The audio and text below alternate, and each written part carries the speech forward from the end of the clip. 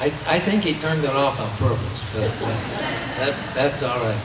Now, this type of a program is so different, and it's one that we thought that it needed to be told. I don't know how many of you in service ever had the opportunity to meet with, and greet with, or talk with, or be part of the program with any chaplain. They were a scary bunch because I think they knew more about me than I did when I was there. Going overseas, 18-year-old kid, green, scared to hell, we're all going to die in Korea, whatever. No. The chaplain had us all calmed in 20 minutes, okay? These people were awesome. They're just awesome people. What they did for us in the military is really just, it is more even explainable, or is larger for those not in the military now, who are out of service, who are veterans. These people are just absolutely awesome. And as I said, their story needs to be told. Okay? To start it out, I'm going to ask one of these fine fellows to come and introduce the program and the individuals that will be talking with us this morning.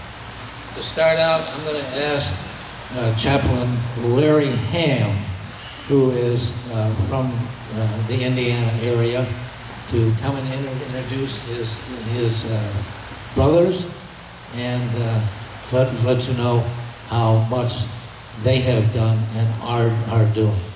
It is an awesome group. Thank you. There you go, Larry.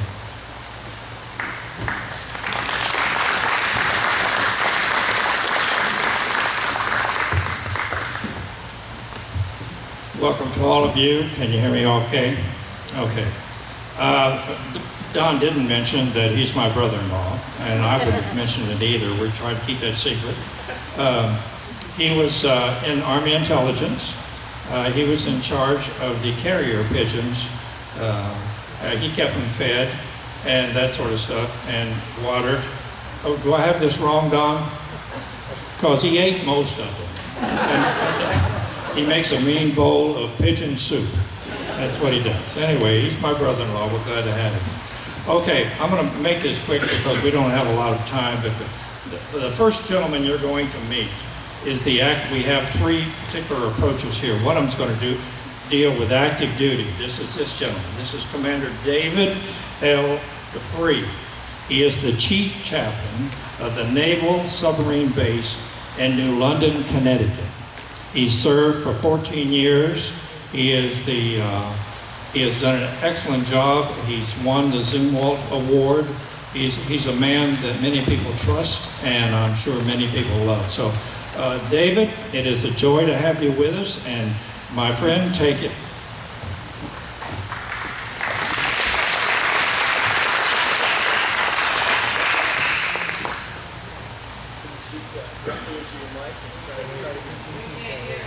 You bet. We'll just do a little sound check here. How's that sound check? Everybody hear him? All right, we're doing good. All right, terrific. So for the person running the video there, please assure me that you did not have me up during the Pledge of Allegiance eating my salad on the big screen. Okay, good. We're good to go, because I would have to start with an apology. I wasn't sure you were going, so I was eating my salad, and then I caught the Pledge of Allegiance halfway through, put my salad down. So it's a wonderful privilege to be with you. I can see some of you out there, and I can pretty well guarantee that a lot of you out there have led the way for us who are currently putting the uniform on every day. So let me just thank you in the audience for your service and for leading the way for us, and we're doing our best to follow behind you and to earn the paycheck that you give us twice a month. And we do think of you, we, at least on our team, think of you all the time when we spend your money to try to put it to use in the best way that we can. So I'll maybe take a couple of minutes and just talk about where I've been, so that you can, maybe if there are any questions, you could ask them. And I'll try to go about 10 minutes to leave room in my time in case there are any questions or things that you would like to follow up with. I am accountable to you as the taxpayers, and if I can answer it, I sure will. So I'll set my clock at 10 minutes and try to stop there. had the privilege of coming in late in life.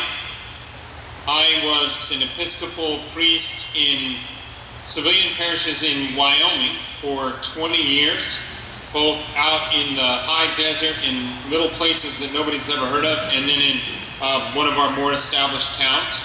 And because of my reading of Stephen Ambrose's accounts of D-Day and citizen soldiers and a lot of his books on World War II, beginning to understand the role that chaplains played, I just wanted to punch my ticket.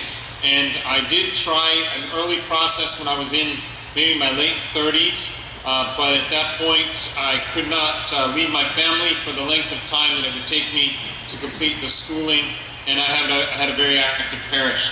So then when my last child was leaving for college and I was then too old to enter the service, I had that strong urging that I will just account to the Holy Spirit leading me, and I just wanted to punch my ticket and say that I had served and to be able to salute the American flag when that opportunity came available. And so the only service that would talk to me was the Navy. The Army and the Air Force wouldn't talk to me. And so the only clear door that was open was the Navy. And they asked if I was in shape, and thankfully I was. And so on I came in on what's called an age waiver. And I started my service at 45. And now I'm finishing up year 14 and very much hoping that I can get my backside age waiver, which is required for me to extend past 62 and continue to serve and complete a full career in the Navy. So pray for that package if you're praying for me. And hopefully we'll get an admiral to sign that thing and get approved. So here I am now at submarine base New London, Connecticut. It's actually across the river from New London in Groton. I started out, because I was a youngish old guy, when I started out at 45, I thought, well, you better send me to the Marine Corps first. And so they did. And so I went to 2nd Marine Division, where I served with 2nd Tank Battalion. I then transferred to 2nd Combat Engineer Battalion, with whom I deployed to Afghanistan in 2009 and 2010, and got the opportunity to see that experience up close, and to have the honor of serving with many of our Marines, some of whom did not come home with us, but we sent home to their families early, and to the Lord. And so then, following my time with the Marine Corps, I went to my first carrier, the USS Abraham Lincoln, CVN 72, sailed around the world with her and the carrier Air Wing on a full around-the-world deployment. And then from the Abraham Lincoln, I bounced back to the Marine Corps to Marine Special Operations Command, where I served out of Camp Lejeune again. From there, I spent a short time with one of our organizations that builds up military families. It's called Credo, and we do marriage and family retreats and enrichment retreats for Marines and sailors. And then from there, I got to spend a year at graduate school, which was amazing. And then to my second carrier, the USS John C. Stennis, where, again, out of the Northwest, I sailed west out of San Diego until we stopped at Virginia. So sailed around the world on the deployment with John C. Stennis. And then when I finished that tour, I had the opportunity to come up here and work with the submarine force. So then to take you to Memorial Day, this will tell you a lot about what we do here, because like no other community I've ever seen or served, our submarine veterans who are here in our local chapter are absolutely intertwined with active duty service. I know that a lot of veterans desire to have contact with active duty, but sometimes there's not a mechanism for that connection. Well, here, just down the river in Groton, is the there are over 1,000. Excuse me, I'll back that up by 10. Yeah, I think there are 1,000. There are at least 100 chapters of submarine veterans across the country. I'll stick with that. And there's only one clubhouse, and it's here in Groton. Then down up the river to the north of where I'm standing, I'm kind of at my house above the river, is our submarine school. And those submarine veterans and our brand new boot recruit submariners are always interfacing in our community. So that on Memorial Day, our submarine students made a ring around our World War II submarine memorial, which is the mast of the USS Flasher. And they held each of the flags for our lost boats. All of them. From the before World War II on through the Thresher and the Scorpion, which we lost after World War II. Every sub has a flag. We ring the bell for every flag and honor the dead in those flags. And each submarine student is holding one of those flags and dips that flag when we ring the bell for that flag. The point of that integration is that the sub-vets conducted the ceremony. The brand new sub-students held all the flags, and then they all went to the clubhouse, and the sub-vet served the brand new submarine students lunch, and they all hung out and talked together. So what I call the it factor that those old submariners have, these young kids coming in now, they don't have it. I mean, some of them, a few of them have it, but not like you all who are sitting in that wonderful space right there. The likelihood is that when you signed up for boot camp, you had it. You had that it factor. But you know, a lot of our kids, they don't know what they're doing, where they're going, or what they're going to do, and they come in and they're not super resilient. And so we have to build that resilience when they arrive to boot camp. And we have to build that resilience here.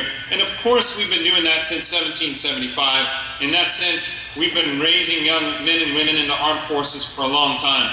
But what happens in this interaction is that these submarine veterans, who, by the way, would go to sea tomorrow if they were asked to go to sea tomorrow.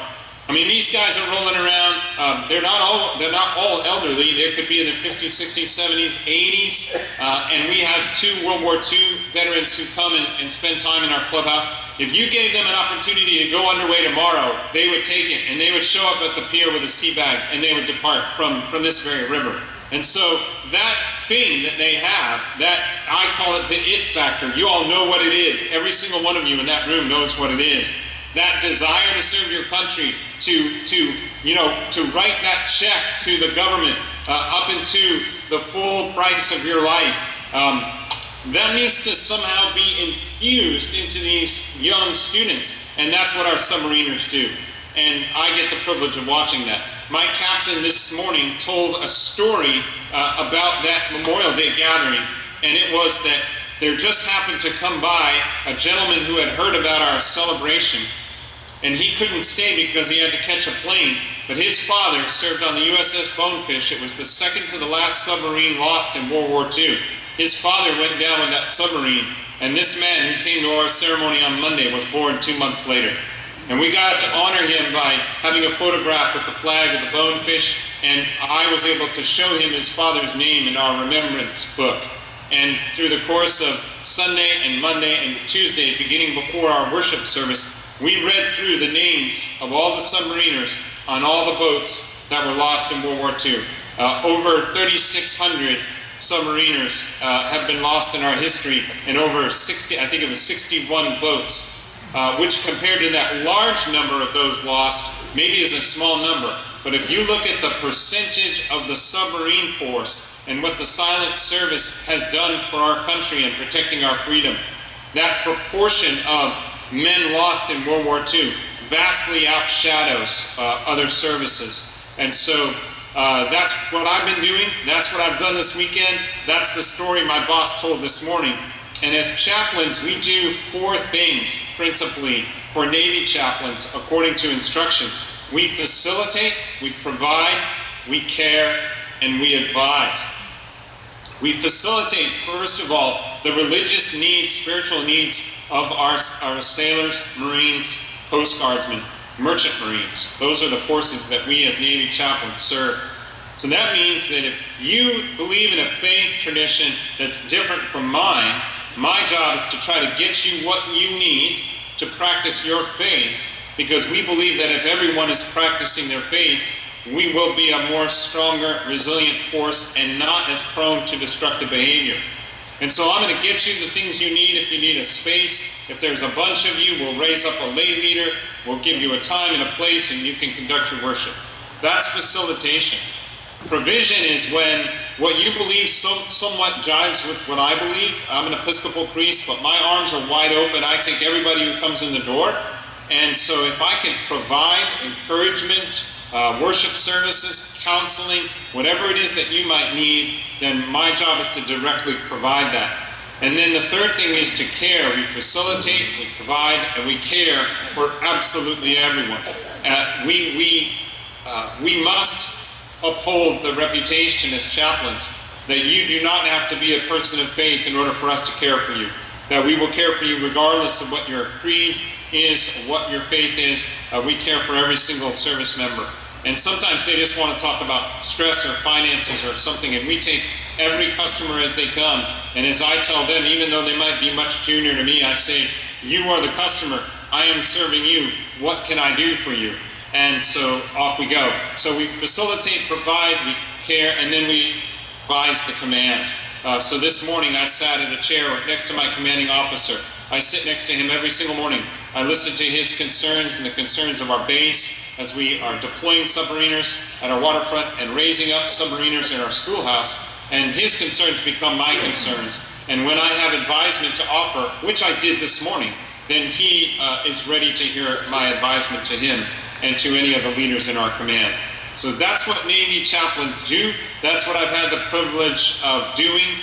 And I'll end with a quick story by a Marine who has gone ahead to be with the Lord. A wonderful man named Larry Gustafson from Sheridan, Wyoming. And there I was, I was getting ready to come into the Navy as a chaplain, thinking about going with the Marine Corps, and approaching 45 years old, trying to be in the best shape I can.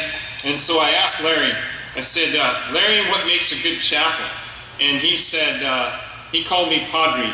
And some of you in that room have used that term Padre for your chaplain, even if they weren't Roman Catholic. It's kind of a nomiker that you would call. So he called me Padre, and he said, Padre, I don't know. I don't think I went to church. I didn't go to church very much back then. He said, all I know is we were in Vietnam, and I was out there with the Marines in the middle of the jungle, out in the middle of nowhere. And I turned around, and there was the chaplain. And so he said, I guess that's what it means to be a chaplain.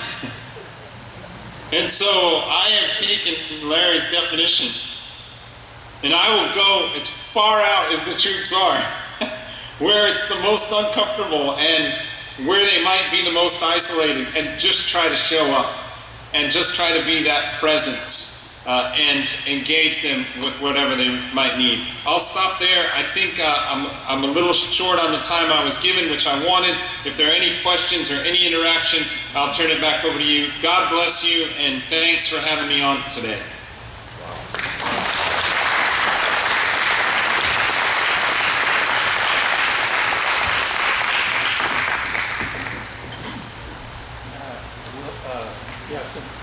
David, you going to stay with us, Yes, sir. Okay. In that case, we'll take questions for you at the end. We're going to let them all ask the questions at the end if it's all right with you. Solid copy. Okay. You saw that coming? What did he say? I didn't catch that. Okay. All right. Obviously, we have some gifted people here today. The next speaker we have is a friend of mine. Can you not hear me? Okay, this helps. I'll stand closer. Clyde is a friend of mine. His last name is Angel, which makes him an excellent chaplain. And so we are excited about having him here. He and I go a long way back. I was Clyde's pastor for several years. I pastored for 32 years right next to the racetrack in Indianapolis. Medium-sized church there. Clyde was a member, and a great fellowship developed between us. When I retired from that, he asked me if I'd like to work at the VA, and I agreed. And so we played different roles completely, but he is a man of faith. He's a man who has a heart for veterans, that's for sure. And he's going to share with you right now. Clyde, would you come, please?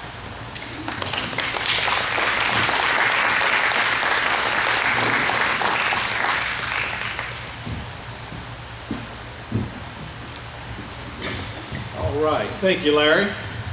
Actually, can you hear me better if I do this? Yes.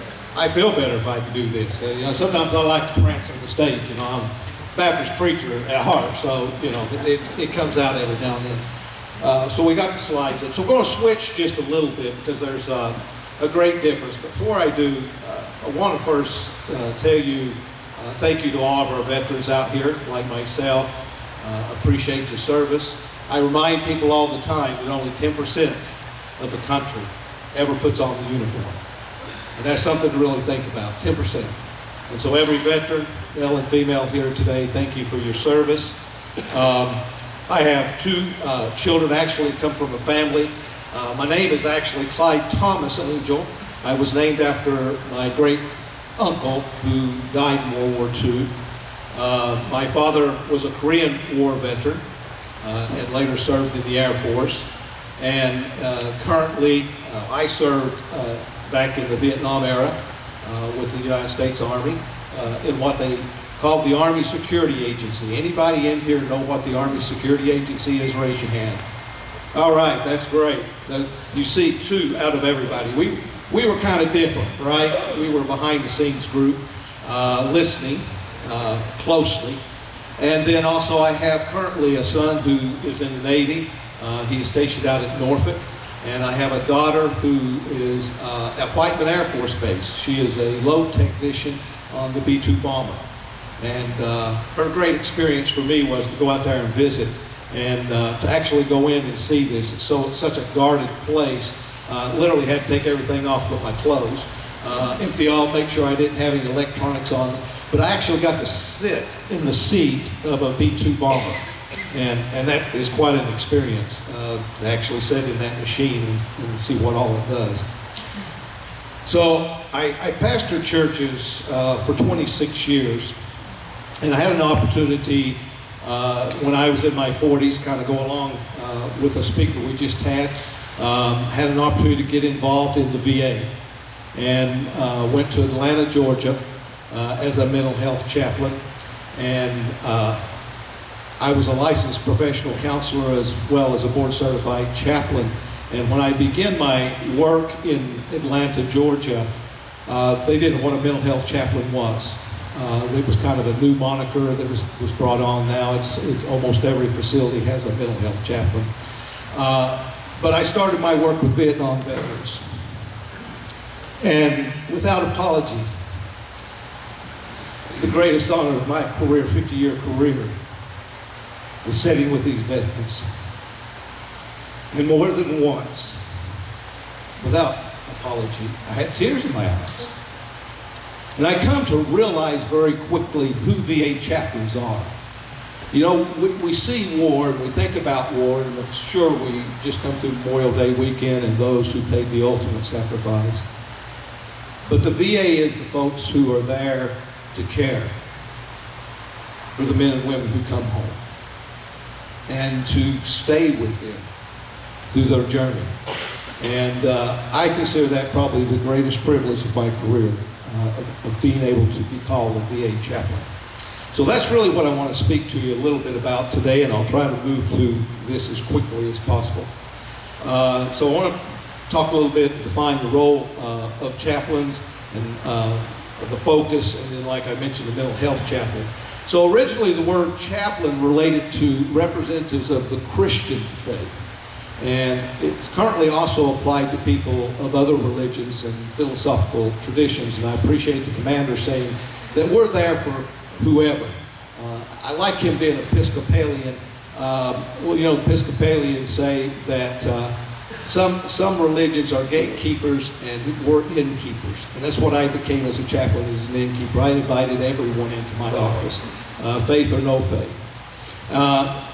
But typically chaplains are attached to secular institutions, hospitals, prisons, military units, police departments, universities, etc. So it is a very specialized ministry role. The training to be a chaplain, and I think this is important, so you understand when you run into a VA chaplain where they've been. But the education is you have to have at least a Master of Divinity, along with 4 units of what they call clinical pastoral education. which is usually about a 2-year process beyond the 3 years of getting a Master of Divinity. So chaplains put in a lot of time in education and training. They have to be approved by an accredited agency, and in my case that was the VA, and then you have to be endorsed by a recognized religious body. So it's quite a path when you see a VA chaplain, the role that they took, the time that they took in preparing themselves. We also have to be board certified chaplains. So a board certified chaplain attends to the spiritual needs regardless of a person's religion or beliefs. They facilitate coping skills related to life-changing medical situations, and then assist patients to identify and draw upon their own, his or her own resource for inner strength and finding peace and comfort. I want you to look at this term. It was one that was kind of my motto when I worked with physicians and other folks within the VA. And I would always hear the word biopsychosocial. And what they were saying is this was the mental health and the physical health and the social work groups coming together to take care of our veterans. And I said, well, you're missing something. It's biopsychosocial spiritual. I believe that every human being has a spiritual component, no matter what their belief system is. They believe in something, and they have a spiritual component, which I think is part of who we are. So spirituality then is the aspect of humanity that refers to ways individuals seek and express meaning and purpose in the way they experience the connectedness of the moment, to their self, to others, to nature, and to the significant or the sacred. Chaplains are there to attend to what we call spiritual distress. When one of these relationships that provide meaning is threatened or broken, the individual becomes disconnected from their system of beliefs. This is especially true for our veterans who have served in war.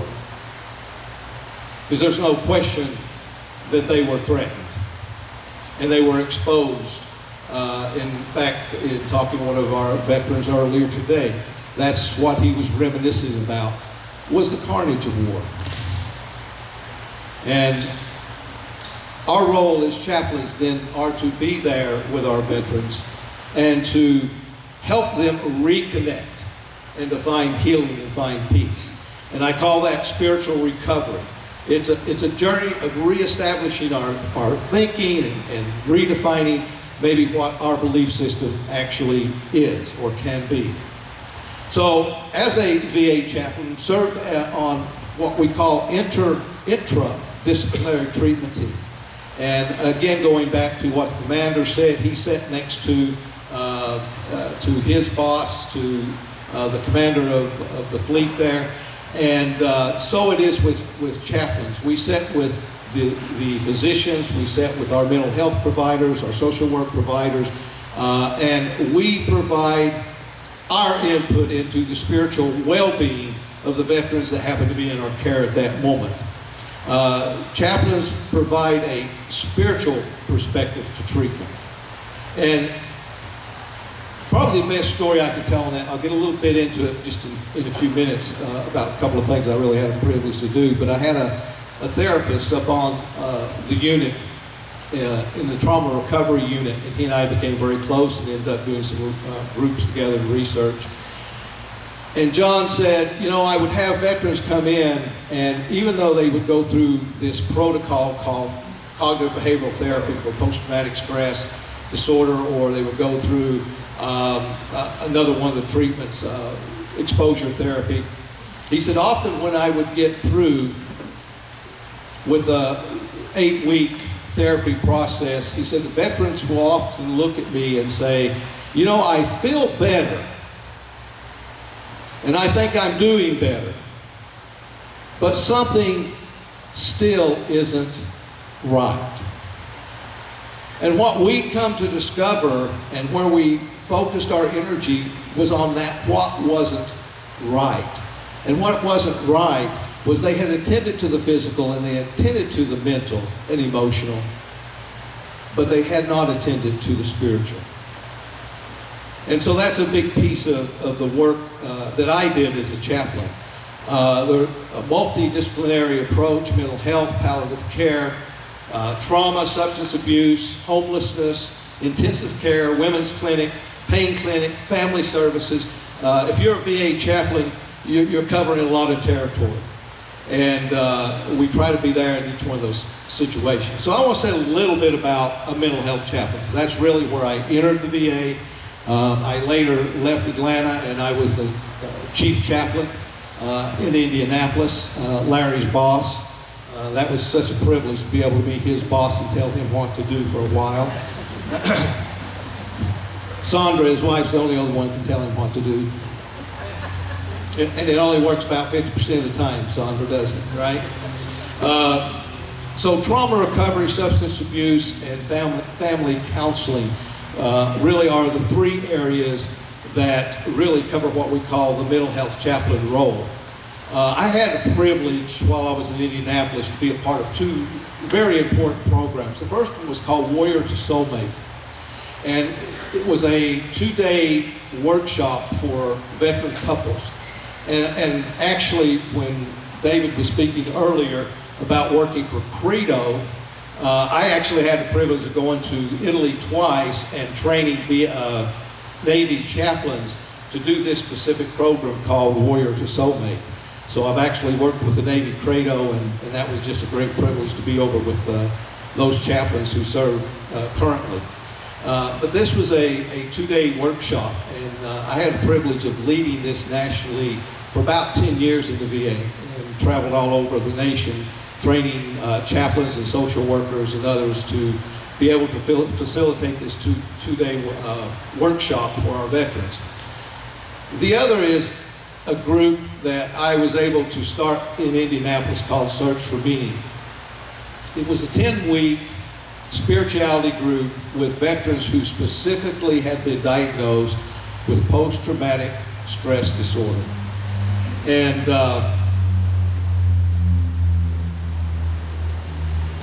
trauma is about wounding. The initial wounding is the trauma event itself. What actually happened? What created the trauma within that individual? A patient drew this on the board, trying to explain what he was feeling and understanding.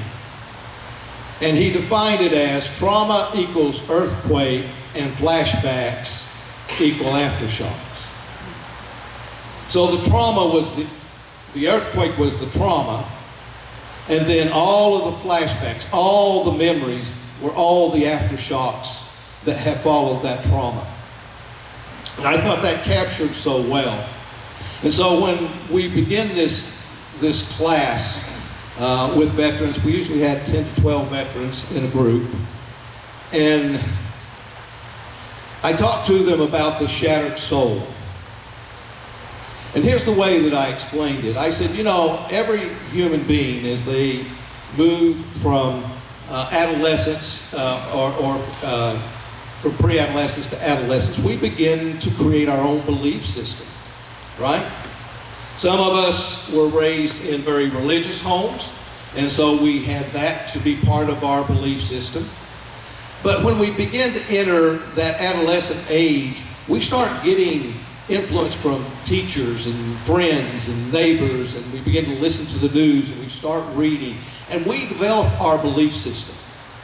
And so we have young men and women, 18, 19 years old, going into the military, and they have their spiritual belief. And then they have the unfortunate opportunity to be dropped into a combat zone. And what cup of spirituality they have, they encounter a trauma that what I call the shattered soul. That literally their belief system becomes shattered. And the illustration I will often use with the group is, I said, the shattered soul is like a car windshield. Have you ever seen a car windshield shatter? And almost everyone would say, yeah. And I said, what did it look like? And they said, just 1,000 pieces. And more than once I would have a veteran say, Chaplain, that's it.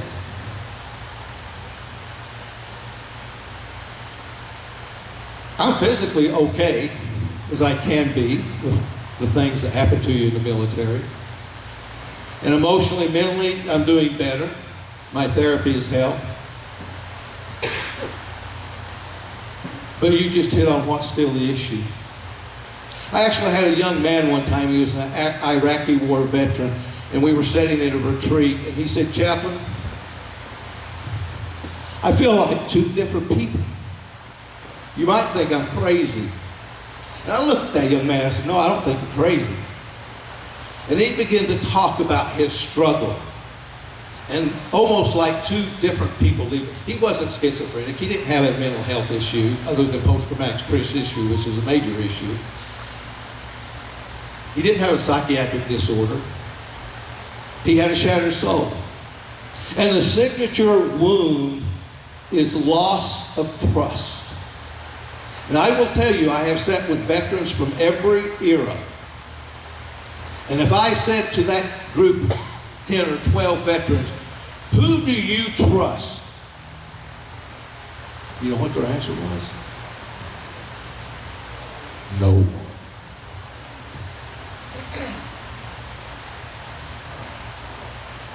Isn't that a scary perspective?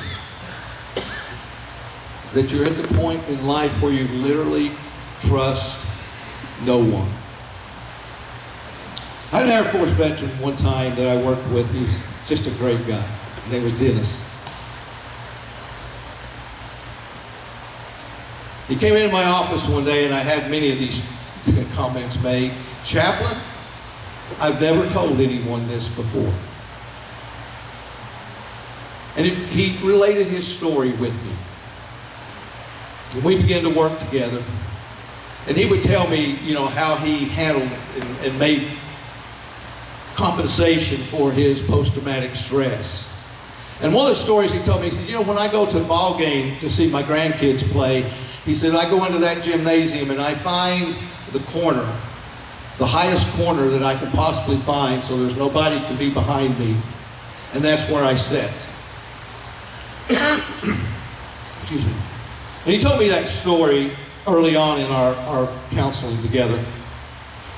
And a few weeks later, as we began to work through some things, he told his stories. We began to talk about some spiritual healing that he could find, some exercises to do.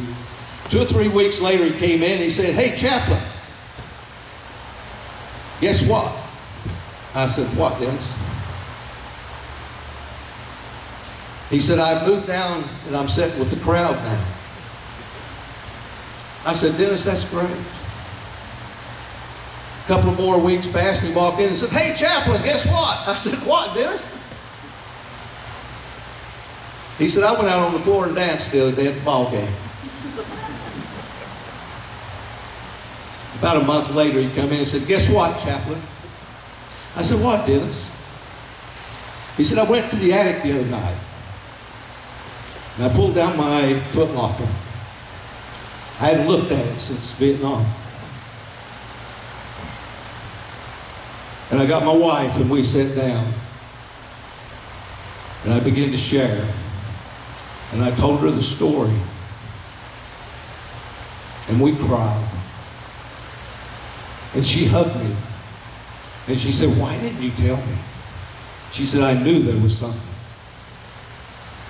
He held that for 40 years. 40 years.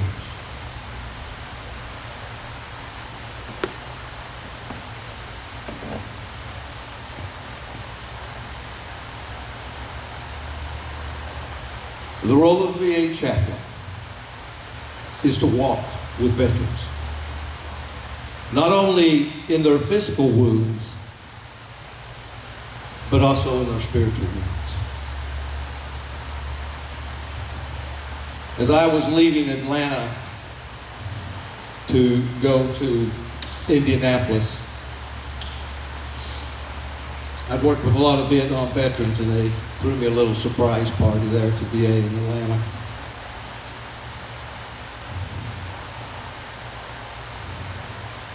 And one chaplain who was a young Marine in Vietnam, Sal Di Pasquale, he wrote this, and actually he had framed it. I still have it hanging in my office today. He said, "My chaplain, I heard and you gave me comfort. My heart seethed with rage." And if you had met Sal when I first met him, you knew what he meant by it seethed with rage. "And you gave me understanding. My faith was shattered, and you showed me forgiveness. I was alone, and you gave me kindness. I despaired, and you gave me compassion. I was lost, and you illuminated a path. You will be missed, and I will be better because of you. Thanks." I never won any war medals or any great rewards in my life, per se. But right there was worth my entire VA career, to know that one human being found hope and healing. That's what a VA chaplain does. That's who they are. I thank you for the privilege of coming to speak with you today. Larry, I hope I didn't go over. Am I okay? Time-wise? Yeah, you're fine. Okay. Thank you.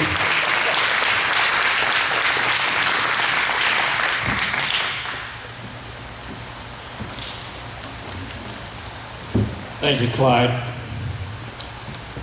Do you need stretch? Anybody? Okay. Do me a favor. Turn to the person up to on either side of you and say, "Wake up, there's one more." Hey, I wasn't kidding, folks. You need to say that. Okay. Because being last on the program, I know how it is. I did this on purpose. Now, you're gonna participate in this part, just so you know. I want to ask you a few questions. How many of you have children or had children? Most of you. And if you didn't have your own children, how many of you took care of other people's children? All right. What did you teach them? Did you take them to church? You took them to church, most of you. If you didn't take them to church, you at least taught them some things about how to act around other people. Did you ever tell your child to be good while I'm gone? Did you ever tell your children, you know, you need to love your enemies? Did you ever tell your children that God will keep you safe? Did you ever tell your children that you pray for it, and if you have enough faith, it'll come true? And then you sent them to an institution that our country desperately needs. That sole purpose is to teach them how to protect this country and to kill if they have to do it. I, as a chaplain, am asked the hardest questions that you will ever hear. I prayed, our family prayed, and our son still died. What do you mean when you say you have to have enough faith? You say that God will protect me, then where are my legs?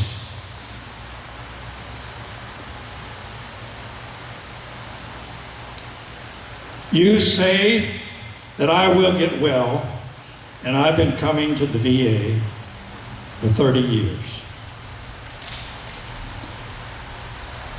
every day, somewhere between 17 and 25, depending upon your source, veterans will commit suicide. More veterans have died from suicide than were killed in the Vietnam War. We got our work cut out for us. The reason this is important is because you train a child up in the way that they should go, and then you are faced with a world that is not just, that has what you may call evil. I don't know what you call it. All I know is that humans should be smarter than that. And I, for one, as much as I love seeing what I see around me, and all the effort that went into the people of Evansville to build these warplanes to protect our country, I, for one, would like to see an age come to us when these kind of artifacts were obsolete. I had a young Marine come to me, a lieutenant, and he said, "Chaplain, I'm about to go overseas, and I was raised in the church. I love all people. I don't know what I'm going to do when I get over there. What do you think I should do? I may be a chaplain, but I'm about as moral and inconsistent in my life sometimes that I'm ashamed to even call myself a chaplain. But he wants me to answer one of the hardest questions in the world. What do you do when you are confronted with what everybody you love taught you? And now you have to commit just the opposite." And I said, "Well, you must fulfill your duty. But when you come home, you work as hard for peace as you worked as hard on the battlefield." It's a start. Now, two things. I'm right now going to designate everybody in this place a junior chaplain. Okay, I'm going to teach you two things that you can do to change the world and the concepts of the world, and to help all of these veterans in ways that nobody else can help them. Number one, I want you to turn to the person, if you've got the courage to do this is work, folks. I want you to turn to the person next to you and say, "I love you." I'm not, go ahead. Can you do it? All right. Did you notice something? What just happened? Everybody got pretty happy. Some of these guys haven't been told by a woman that they loved them in quite some time, let's face it. You know what? We have got to express the values of practically every faith on this planet. You gotta love people. And the way you do that is to tell them. So what I want you to do is to do something that Clyde and I struggled with when we had a conference together.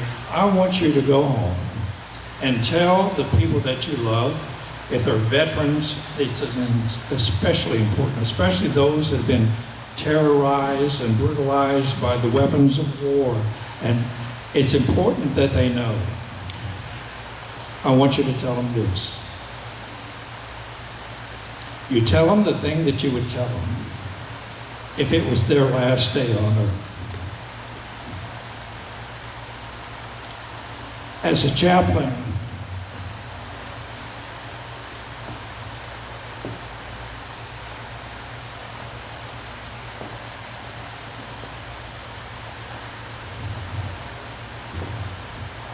when you visit those who are dying between 1 in the morning and 4 in the morning, and there's nobody there but you and them, they have offended everybody in their family, because of their lifestyle, their anger, their frustration. And they say, I want you to tell my family. They never mention money. They never mention anything other than, I want you to tell them how much I love them.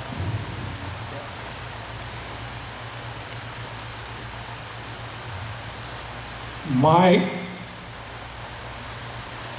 not only question but hope for you is that I don't have to do that anymore because you have done it for me. You understand what I'm telling you? Tell the people that you love how much you love them before you have, while you still have a chance, is what I'm trying to say. Do it now. Do not wait. And the second thing is, never forget how sensitive we are when it comes to somebody telling us they love us and actually touching us when they do it. So many veterans don't want to be touched. It's too intimate. But you folks can touch them because you love them. Touch them and tell them that you love them. And then you can help us do our job. You've been an excellent audience. And now I'm going to ask, do you have questions for us or comments? Dave, are you still with us? I think we're pulling up Dave now. If not, do you have questions for Clyde or myself? He may have been taken away. He is active duty, folks. Anybody have any questions? Yes, we have one in back, and there's a microphone coming to you.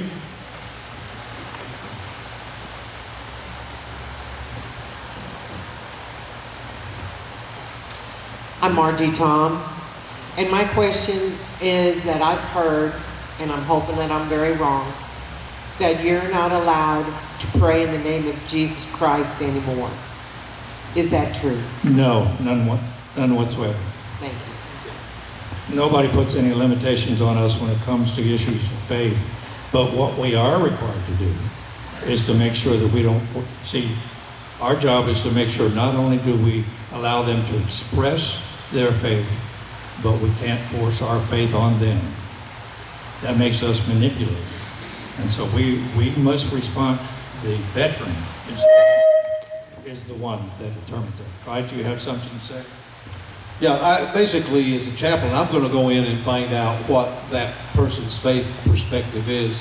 If they were from a Christian faith, I can pray in Christ's name and so forth and so on. But often I would ask them, how do you pray? And they would inform me. And that's, I think, what Larry means by we don't force our faith on them, but we try to understand their faith and meet them where they are. Yeah. There are so many stories that go out that says, chaplains in the VA, they can't pray to God or they can't pray in Jesus' name. And those are just stories.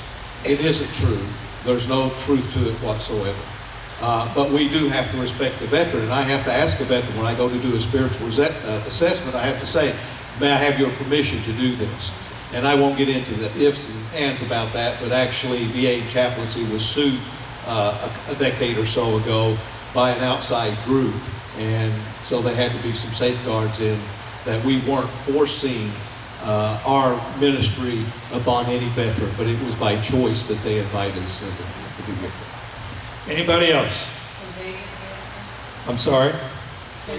Oh, David. Do you have any questions for David? I'll be glad to take that question or any others. Oh, David, would you like to speak to the question that was just asked about your freedom? Yes, it's so good that you asked, because please pass the word. When I talked about facilitating, providing, caring, and advising, when I'm in the provision mode and I advertise a service on a ship or even in the field, and people come to my service, man, I can read out of the gospel, I preach in Jesus' name, and whatever the message is. but on Saturday, I was asked to say prayers for the commissioning of a submarine, the first commissioning that we've had. Very, very big deal. In that case, every member of the crew is ordered to be there, so it's not a religious service. So when it's a command event and everybody's ordered, and I know I have all sorts of people from all sorts of faiths out there, then I try to pray as wide a prayer as I could possibly pray. So when I end that prayer, even though I'm a Christian pastor, I don't end that prayer in Jesus' name. I actually gave a blessing, like maybe something out of it that you would hear from Leviticus in the Old Testament. May the Lord bless you and keep you. May he make his face to shine upon you. And in fact, on Saturday I said, may the blessing of God Almighty rest upon you and remain with you always. Amen. But in doing that, I'm trying to bring along with me in the prayer people that I know are of various faiths. So that's the difference. If they're ordered to be there, it's a command event. Or if it's something, as the other gentleman prayed, it's private, it's individual, I know the person is a Christian or welcomes me to pray, or it's a worship service, I can go for it. I hope that's clear. Please pass the word. Thank you. All right, as you can tell, we want to make sure that everything that comes out of this is as true as we know it to be. Any other questions? You have been an exceptional audience. Thank you for being here. God bless you, and again, let's go out and change the world together, folks. God bless.